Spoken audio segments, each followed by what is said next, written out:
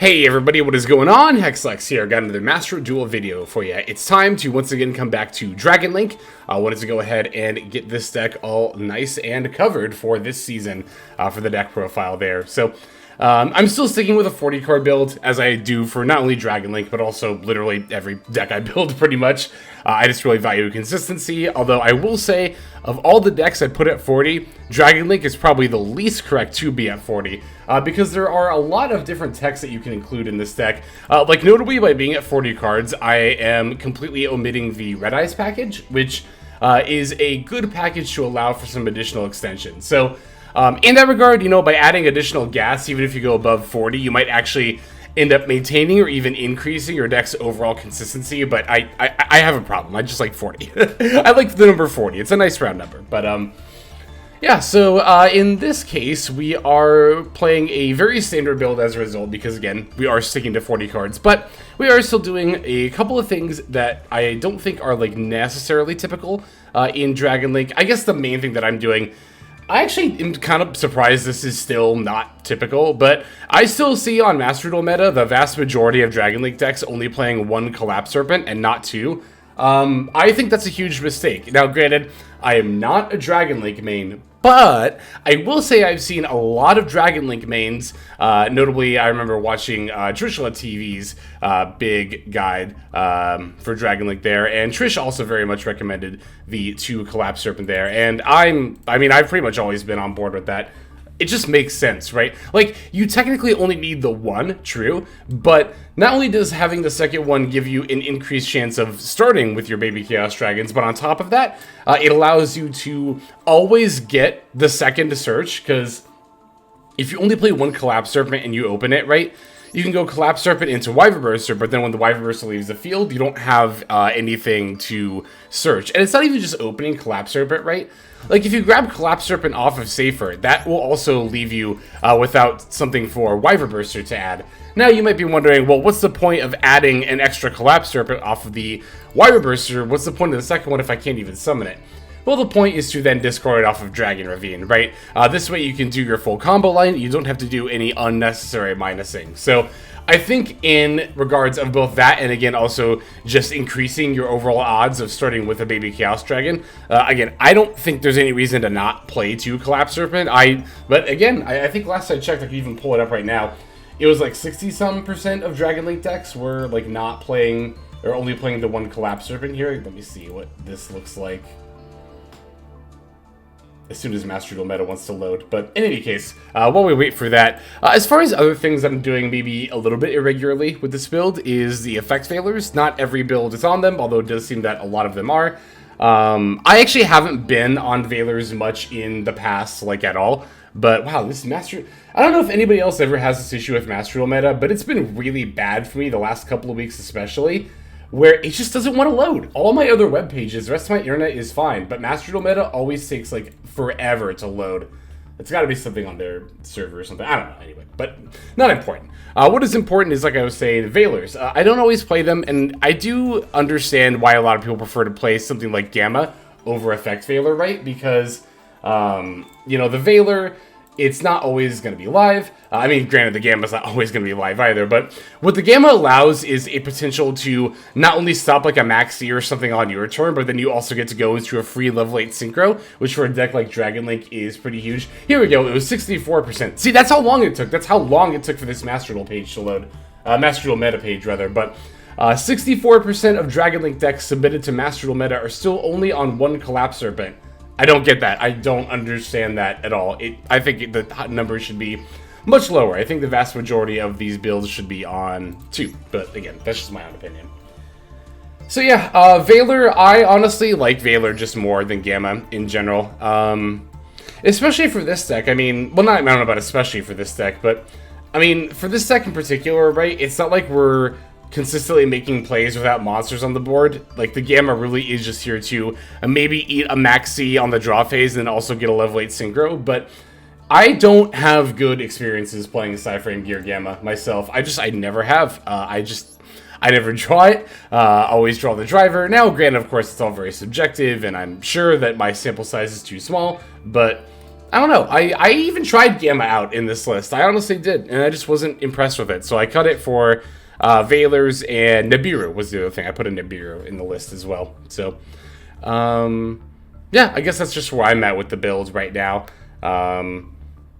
And I don't know that I have much else to say about Dragon Link overall, because I mean, like I said, this is a very, very, very standard list. I'm not trying anything particularly adventurous here, but yeah, let's just go ahead and break this list down card by card, and then we'll go ahead and take a look at that, or those games rather. So we've got 2 Effect Veiler, 3 Maxx, 3 Ash Blossom, and Joyous Spring. We got 2 White Dragon Wyverburster, 2 Black Dragon Collapserpent, 2 Rokket Tracer, 1 Rokket Recharger, 3 Starliege Seyfert, 1 Bystial Magnmahut, 2 Bystial Saronir, 1 Bystial Druiswarm, 1 Bystial Baldrake, 1 Absorouter Dragon, 1 Chaos Dragon Levianeer, 2 the Bystial Lubellion, 1 Nibiru the Primal Being.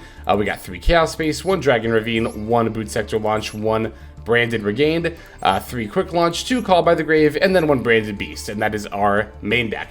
For the extra deck, we're on 1 Borreload Savage Dragon, 1 Chaos Ruler, the Chaotic Magical Dragon, 1 Baronne de Fleur, 1 Chaos Angel, 1 Guardragon Pisty, 2 Striker Dragon, 1 Hieratic Seal of the Heavenly Spheres. We have the 1 Dragunity Knight Romulous, 1 IP Masquerena, 1 Dharc the Dark Charmer Gloomy, 1 Triple Burst Dragon, 1 Knightmare Unicorn, 1 Accesscode Talkder, and then finally 1 Borrelend Dragon. So that's going to do it for our list. Let's go ahead and see some gameplay. Alright, first game for this video is going to be up against Rescue Race. It is a Synchro style build, although I don't think my opponent really did much Synchro summoning during our games here. It's also playing a DPE package, which we'll actually see here shortly. We're going to be taking the second turn. I do open everyone's favorite level 2 Earth Insect, so I'm going to go ahead and shotgun that. Opponent's going to roll some of the Impulse and then slam down a Fusion Destiny, so I don't know how much the Maxx actually impeded my opponent's turn. It kind of seems like maybe this would have been pretty much all they did anyway, but in any case, our opponent's going to give us exactly 1 draw here. They sent, was it Malian Denier? Yes, Malian Denier. So we are going to have to be mindful of the Impulse effects. That could maybe end up mattering, but most notably going to want to play around the CPE. But I mean, our hand's already looking super good, and I think that we're not going to have too much trouble with that. So top taking the Starliege Seyfert, I'm going to go ahead and normal summon it. The reason I started by normal summoning this was to just see if I could bait my opponent into using the DPE against the Seyfert. Sometimes if you commit to a normal summon, your opponent will use their response right away, but opponent didn't take the bait here, which is 100% fine. I can still go ahead and use Chaos Space and pitch this now. Unneed Effect Veiler, just getting an extra Black Dragon Collapserpent here, really. That was actually, so again, that was actually not necessary to do that, right? But the main reason that I did it was to test for the Ash Blossom. I figured if my opponent had an Ash Blossom, they were decently likely to fire it off against that Chaos Space, but Striker Dragon and the Collapserpent are both going to fire their effects off. The Impulse is going to chain its effect to pull a Rescue Ace monster from the deck, grabbing the Fire Attacker there. And then Collapserpent will grab us that Wyverburster. So Fire Attacker gets to activate its effect, and the opponent also gets to special summon a a Fire Engine from their hand. So they are committing more bodies to the board, but it's not that big of a deal. Oh, and then they get to pitch the O-Line here for another token, or for a token for another body on the board. But the fact that my opponent is accumulating so many defense mode monsters isn't really that big of a deal. Like, I don't think I should have too much trouble clearing off what my opponent has, and then probably just swinging for lethal afterwards. So I really just need to get my opponent to use his DPE. It's actually starting to get a little bit annoying here, how little they're committing to the DPE. Alright, now here I'm going to go ahead and link off the Wyverburster for the Pisty.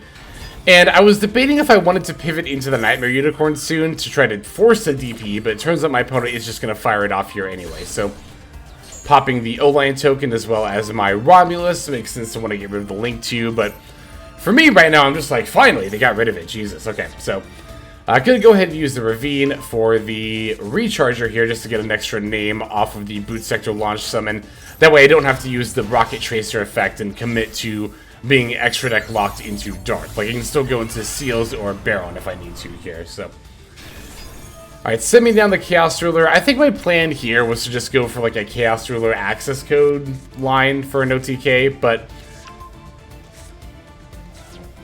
think we actually managed to find some better plays here. Gonna summon Saronir, hitting their Malicious. Then I get to summon the Levianeer and pop a couple of their cards. They'll trigger the DPE. I'm gonna banish it now. This doesn't matter at all because we're never getting to my opponent's standby phase anyway, but figured I'd go ahead and just do this for posterity's sake here. So that's right, I'm just hard linking 3 monsters into the triple burst dragon here. Now I get to trigger the Pisty, and then I get to link off for the Borrelend Dragon, leaving that Seyfert I brought back on the board. That way I can not only sync for 8, but also use the Saronir as a material and get the Lubellion in the yard as well. At this point, I probably didn't need to do it this way, but I was like, yeah, why not? We'll style a little bit. So, Borreload equipping the triple burst dragon. The Chaos Dwarf is going to go ahead and bring itself back to the field. And now I get to proc the Seyfert effect. Seyfert is going to wheel that Lubellion back to my hand, and then I get to use the Lubellion's effect. We'll go ahead and add the Druiswarm here. I could have summoned Druiswarm. Oh no, I could have during the battle phase because my opponent would have had a monster. So, alright, Druiswarm is going to send that. And we can... I mean, I didn't need to send that. I could have just used Borrelend and battled both of my opponent's monsters and then swung in for lethal. But it's like, we got the Druiswarm effect, might as well use it. So, there we go. We didn't have a lot in the way of disruption necessarily to play around. My opponent was able to throw down a bunch of extra bodies on the board.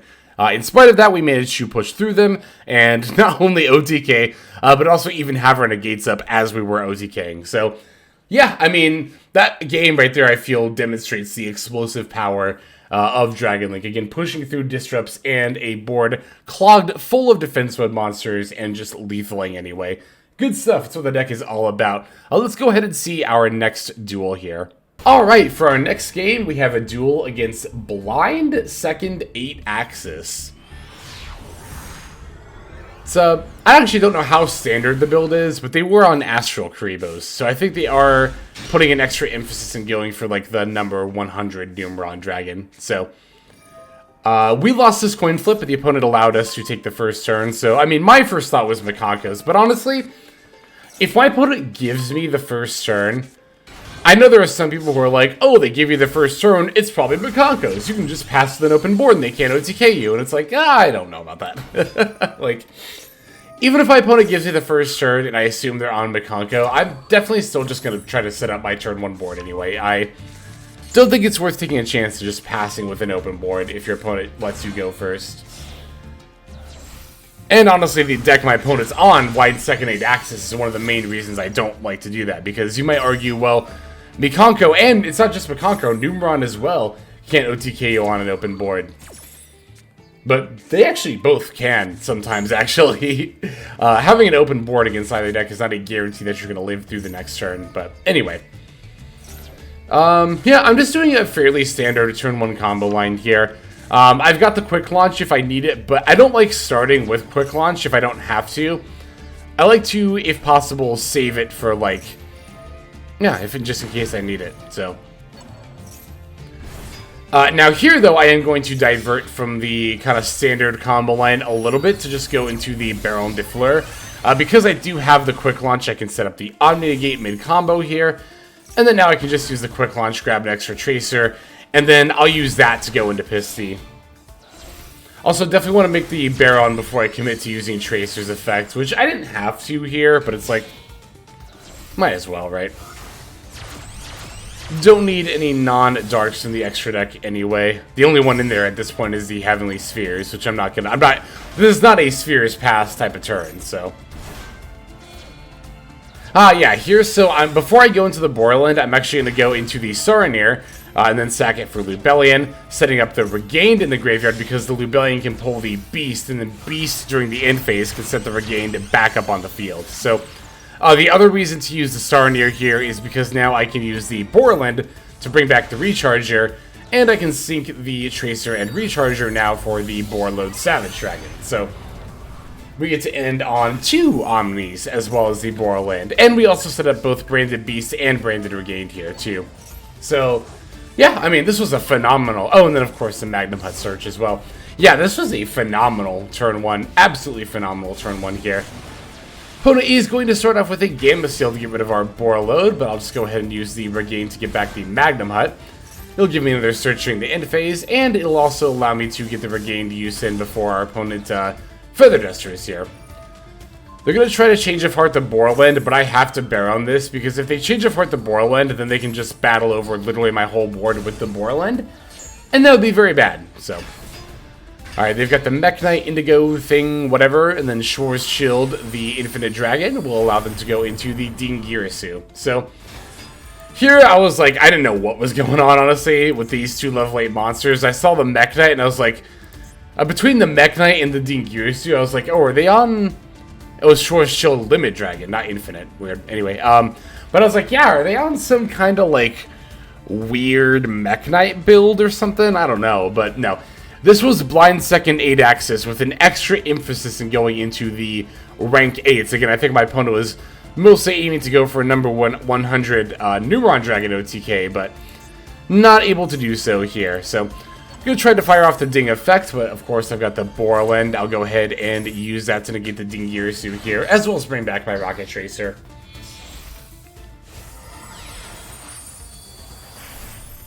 Okay, so we're going for Pain the Gainer, and then the 7 Sins, right? Is it the big one? Yeah. So this is a pretty obvious Zeus line, which normally would be a lot more devastating, but not in this case for 2 reasons. One, the Magnmahut search I'm going to get during the end phase will allow me to have follow-up plays, and 2, I have the Druiswarm in hand, so in response to Zeus's effect, I can chain to summon Druiswarm. Now, Druiswarm is going to be on the field when Zeus sends everything, which will then in turn allow me to send the Zeus to the graveyard. Alright, end phase, I'm going to go ahead and add Levianeer. It was really weird, actually, to decide what dragon to add here, but I went ahead and picked Levianeer because I figured that I could banish...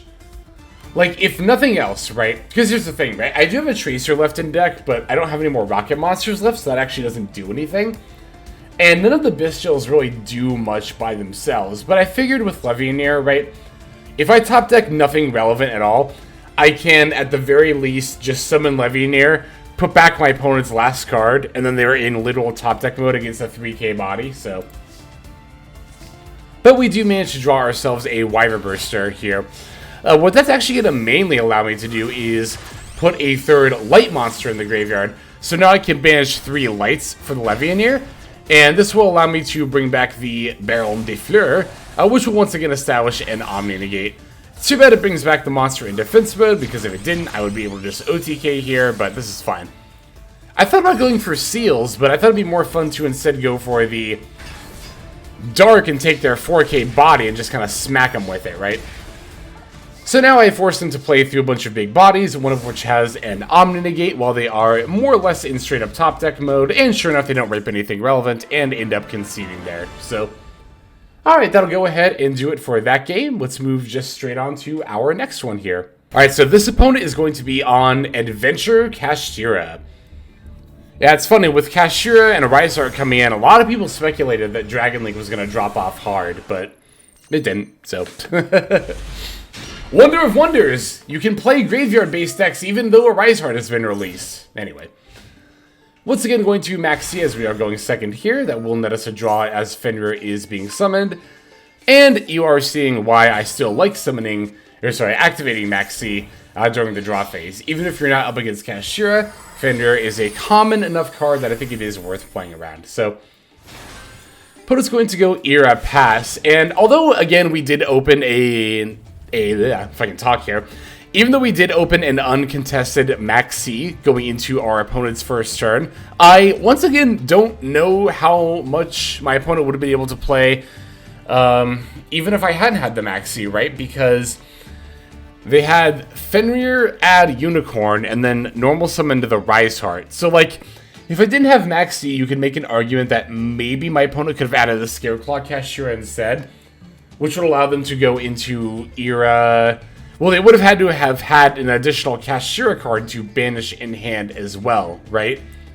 If that were the case, they could have added Scareclaw Kashtira off the Fenrir, specialed it by banishing whatever additional Kashtira card is in their hand, then made Era, then summoned a Riseheart, or then summoned Riseheart, and then gone into a Riseheart. So, I arguably, if my opponent has a leftover cash card in hand, maybe stop them from summoning a Riseheart, but...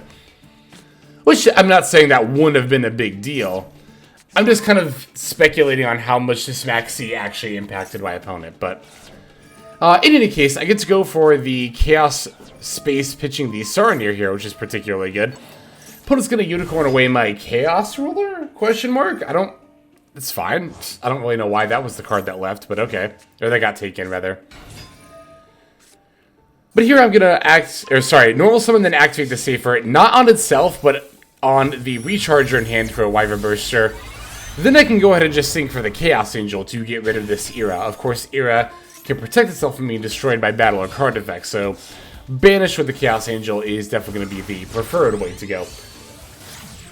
Now that the Era is finally off the board, we can go ahead and actually start comboing here. I will say that the opponent's zone placement, by putting the Era in the extra monster and then blocking this zone here, did actually hamper me potentially in my Link plays. So, wanted to get that Era off the board sooner rather than later, ideally. Alright, got the Romulous resolving as well as the Collapserpent. Got so much gas in hand, I'm like, there's no way I don't just win this turn. I am, like, a little bit concerned about Nibiru, but we can play through a Nib with this hand. I think we would be able to without really any issue at all. Because I normal summon Seyfert. Yeah, I did use my normal summon. Okay, just trying to make sure. Alright, gonna Lubellion for the Druiswarm here. Plop down the Druiswarm. And now we can sync for the Baronne de Fleur. Alright, now I know we've got game, because we can just pop this Unicorn. I will say that my opponent did start getting prompts here to, like, they started getting past priority as soon as I popped to the Unicorn. Which makes me kind of wonder if they had, like, an Imperm. Like, were they holding an Imperm in their hand? Oh, no, it was a Legal Knight, that's right. That's right. I don't know why they only really started, considering a Legal Knight after their board already got popped, but it's all good. It's definitely okay with me. Yeah, we can just go ahead and stop that Illegal Knight from coming down and then just swing in for lethal here, I think, fairly easily. So, I think we only were missing 2 cards from our opponent's hand as far as knowledge goes, because we know that one of them is the Unicorn that got added. The Unicorn on board was summoned from deck. So, 2 unknown cards left in my opponent's hand. Again, if one of them was a Kashtira card, then we did hamper plays with Maxx. But if it wasn't, then I think their plays would have been pretty much the same anyway. But got one more duel to see here. Let's go straight into that. And our final game here is against a pretty unique combination. Rika, Traptrix. I mean, it makes sense in theory, right?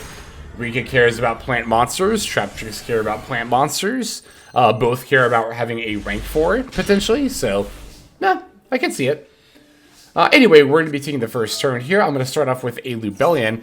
We got Lubellion Seyfert double quick launch. Oh my god, what an opening hand. Jesus Christ. But anyway, normal summoning the Seyfert, going for the Collapserpent. Collapserpent is going to banish that Seyfert in order to summon itself. And then we're going to start a fairly standard combo line by going into the Striker Dragon off of the Collapserpent.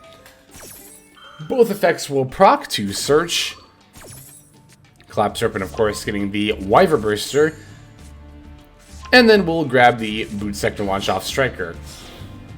Gonna go ahead and then pivot into adding the Ravine off of the Romulous here. And of course, we get to chain block that with our Wyverburster search. Yet another reason to play a second Collapserpent and get that extra search off the Wyverburster.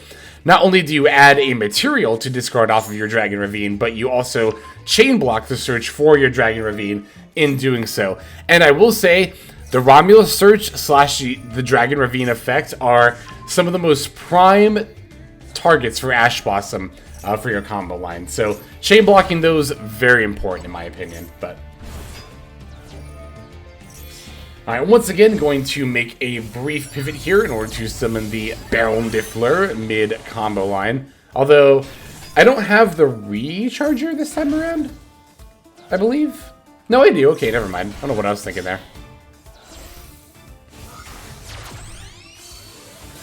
Alright, gonna use the Tracer to pop the field spell, some of the Pisty. Oh, I don't have the extra dragon, that's right. Because if I had any one extra body, I could have actually made a Borreload Savage as well, like that other replay we saw. But here I don't have an extra dragon, so I'm gonna have to just go into the Borrelend, which is fine. Setting the branded beast, and then I'll go ahead and add the Druiswarm off of Magnmahut. So, yeah. Pretty typical, all things considered, kind of turn one combo line here. Opponent is going to Duster in the back row, getting rid of the branded beast. We're then going to normal summon the Trap Tricks, what is this, Arachno Campus, and then special the Rokket Princess. So, not using my Baronne here just yet. I don't feel the particular need to do so. Masquerena is activating, and that will allow them to wheel the Princess back to hand. I wanted to save my negate actually for the Snowdrop. Here it is that they added. I figured we could go ahead and just pop this here and take care of it. That'll also prevent the extra body in hand from coming down. They do get to rank up with the Masquerena, and unfortunately for me, they did actually have more Rokket gas in their hand. So that pop was kind of contending on the fact that the last two cards were hopefully not more gas, but it looks like they were. So not only was it another piece of gas, but it was also thrust. It was actually probably the best last two cards my opponent could have possibly had. So yeah, here I'm going to fire off the Borrelend effect and just negate this, whatever Xyz monster this is, the Secret Tree Beast, before I lose my Borrelend here. I think my opponent misplayed here. I think they should have been able to attack both of my monsters with the Borrelend, and then they didn't for whatever reason, but I could be wrong. But yeah, now they get to link off into the Jasmine, and then Jasmine gets to distribute the Borrelend. So that's obviously a bit of an issue for me. What's obviously also going to be an issue for me is the fact that this quick launch in hand is actually dead. Maybe in that regard I should have made more of an effort to use it as part of my turn one, but it's not like it would have been helpful to me now anyway if that had been the case, so. Cone is going to set up the Rokket sheet. End phase, I'll go ahead and fire off the Druiswarm. Doing it now, just, I don't know, it's kind of because there's no reason not to, but right on time, Maxx, right on. Yeah, that's not going to be a good enough draw here, so I'm going to use the Seyfert to get the Lubellion back. Now I can use Lubellion to add the Baldrake to hand. I'm going to sack off the Druiswarm to summon this Lubellion, and I'll attempt to go ahead and get rid of the Jasmine here. The opponent has a Rokket Princess, though. Of course, we actually already knew that. They had that in hand. So they get to tribute my own Lubellion to negate my own effect. Fun. Love it. I think the Cone is why I hate playing against Rokket so much. It's like such a, like, I'm one to talk as somebody who loves Math Mech, I know, but Rokket Cone is such a custom card. Like, it's such a custom card. Because here's the whole thing. Like, yeah, Circular is also a custom card, but at least Circular is a custom card that, like, enables the whole point of a Math Mech deck. I feel like Cone just kind of circumvents the whole point of a Math Mech deck, or I mean a Rokket deck, which is to, you know, tribute your plant monsters. Instead, it's like, hey, what if you distributed your opponent's stuff instead? It's like a little bit more of a custom card in my opinion, but anyway. Yeah, at this point, like, there's no way my opponent doesn't have it. I think I even concede at some point here coming up. Probably after this Baldrake got sent off here. I'm actually going to throw it in fast forward. Oh yeah, no, here, I don't know if they didn't have anything to go into because of a restriction for some reason. I was just very surprised I survived that. Oh, Maxx. Got it, that makes more sense. That's why I survived that turn, but yeah. Now, Branded Regained and Call by the Grave are definitely not going to do it, so I will end up surrendering here, but yeah, I mean, that's the thing about Dragon Link, right? Is like, a lot of people are like, oh my god, Dragon Link turn ones are so annoying. They take forever, and then you just don't have a chance after they go off, and it's like, oh my god, hiccups, excuse me. Oh my goodness. Oh, sorry about that. But yeah, no, like, just because Dragon Link goes off doesn't mean you're just screwed. Like, that's the thing. It's really easy to think of a Dragon Link turn one as really intimidating and insurmountable. But there's a lot of the time they only put up 2 negates, and it's like, there's so many decks that can play through 2, so many hands even, that can play through 2 negates nowadays. It's kind of wild, but anyway. Yeah, that'll go ahead and do it for these duels. Hope you all enjoyed them. Let's go ahead and move now to our outro. Alright everybody, that's going to do it for this video. Thank you for watching it all the way to the very end. That means a whole lot to me, and it's also a fantastic way to support the channel. And if you're interested in supporting the channel in other ways besides YouTube, there are plenty of ways to do that. If you check out the description below, you'll find a bunch of links down there. One of them goes to my Patreon. You're actually seeing the names of everyone subscribed to the Patreon on the screen right now. So if you're interested in getting your name in the credits here at the end, if you want to see more daily Master Duel content, or if you're interested in one-on-one private coaching sessions, I offer all of that on Patreon. I also stream live on Twitch. Feel free to go ahead and click that link and follow and or subscribe there. I also have the Discord community, if you want to follow that link, where hundreds of duelists have already signed up. Free to join, and you can just come hang out, talk about the game, and chill in general. Final link that's going to be in the description is my Twitter. You can follow that if you want some more notifications of what's happening with the channel. So, all in all, thank you all so much for watching, and I hope you have a fantastic day.